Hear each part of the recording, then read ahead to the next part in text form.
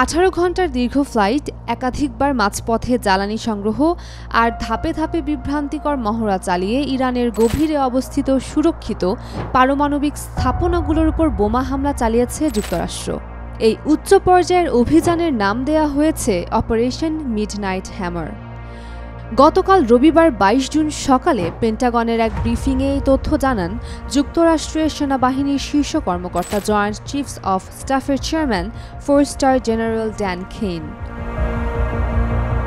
মধ্যরাত পার হতেই যুক্তরাষ্ট্রের প্রতিরক্ষামন্ত্রী হেগসেথ হোয়াইট হাউসের সিচুয়েশন রুমে পৌঁছান। সেখানে উপস্থিত ছিলেন president Donald Trump, vice president JD Vance, পররাষ্ট্রমন্ত্রী মার্কো রুবিও এবং পেন্টাগনের শীর্ষ সামরিক কর্মকর্তারা। সেখান থেকে তারা সরাসরি অভিযান পর্যবেক্ষণ করেন। টানা সপ্তমবারের মতো বেস্ট টিস্যু পেপার ব্র্যান্ড হিসেবে স্বীকৃতি পেয়েছে বসুন্ধরা টিস্যু।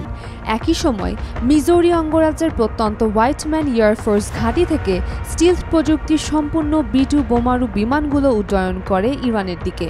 রাতের অন্ধকারে এসব বিমান মাঝপথে একাধিকবার জ্বালানি নেয় এবং বিভ্রান্তিমূলক বিভিন্ন রুট অনুসরণ করে ইরানের আকাশসীমায় প্রবেশ করে।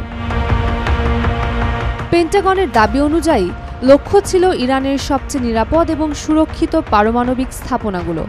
তবে অভিযান কতটা সফল হয়েছে বা প্রকৃত ক্ষয়ক্ষতির মাত্রা কি তা এখনও স্পষ্ট নয়।